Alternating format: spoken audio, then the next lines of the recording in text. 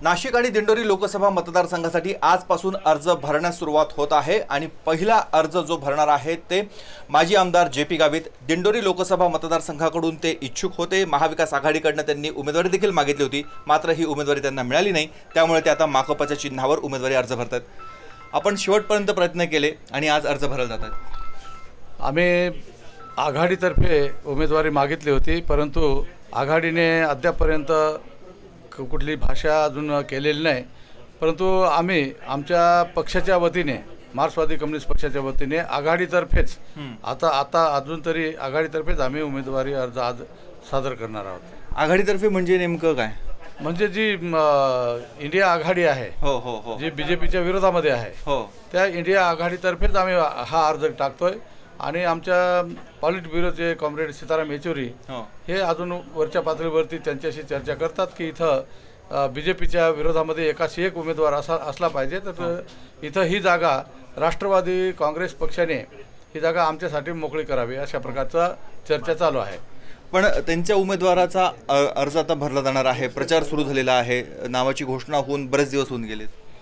नाही, तो त्यांनी हे केलेला आहे ना, त्यांनी निर्णय घेतलेला आहे। परंतु मार्क्सवादी कम्युनिस्ट पक्षाला महाराष्ट्रामध्ये आम्ही एकच जागा मागत होतो, त्यांनी दिलेली नाही। आणि म्हणून आमचा आग्रह आहे की ती जागा, दिंडोरीची जागा, जिथं आमचं काम आहे, जिथं आम्हाला खात्री वाटते की आम्ही तिथं निवडून येऊ शकतोय, बीजेपीचा पराभव करू शकतोय, ती जागा आम्हाला सोडावी अशा प्रकारची आमची आतापर्यंत भूमिका आहे आणि ती भूमिका आम्ही शेवटपर्यंत इथं ठेवणार आहोत। आपल्याला त्यावेळेस विश्वासात घेतलं नाही, ज्यावेळेस त्यांनी त्यांच्या उमेदवाराची घोषणा केली तेव्हा? आम्हाला कोणालाही विश्वासात घेतलं नाही, आमच्या पक्षाला पण विश्वासात घेतलं नाही, जागा वाटपाच्या वेळेस विश्वासात घेतलं नाही, घोषणा करताना विश्वासात घेतलं नाही।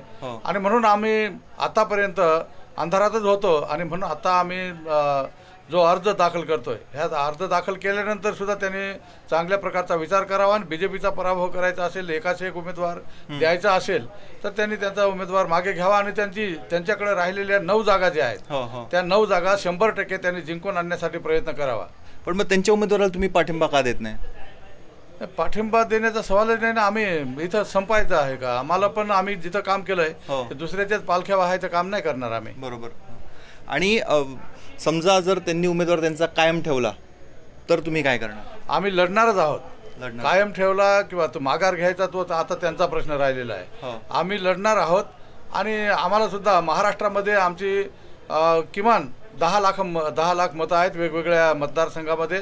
ती मतं आम्ही आघाडीला देणार आहोत, त्यामुळे एवढं तर जागा आम्हाला सोडली पाहिजे।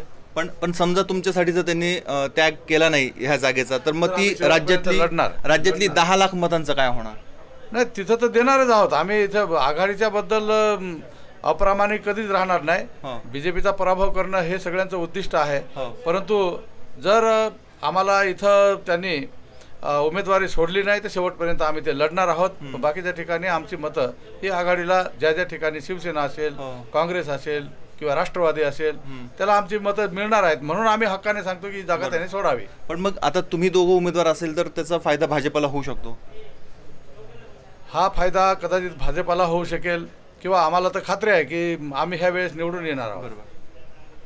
हे आहेत माजी आमदार जे.पी. गावित आणि आता ते निघालेले आहेत लोकसभा उमेदवारीचा अर्ज भरण्यासाठी। त्यांचं म्हणणं आहे शेवटपर्यंत त्यांनी प्रयत्न केले, मात्र राष्ट्रवादी काँग्रेसने त्यांना विश्वासात घेतलं नाही, विचारात घेतलं नाही आणि म्हणून त्यांनी हे पाऊल उचलले। आता निवडणूक तोंडावर आहे, त्यावेळेस कळेल नेमकं यांच्या उमेदवारीचा पक्षाला किती फायदा होतो किंवा अन्य पक्षांना किती फायदा होतो। कॅमेरामॅन किरण कटारेसह मुकुल कुलकर्णी, एबीपी माझा, नाशिक। एबीपी माझा, उघडा डोळे बघा नीट।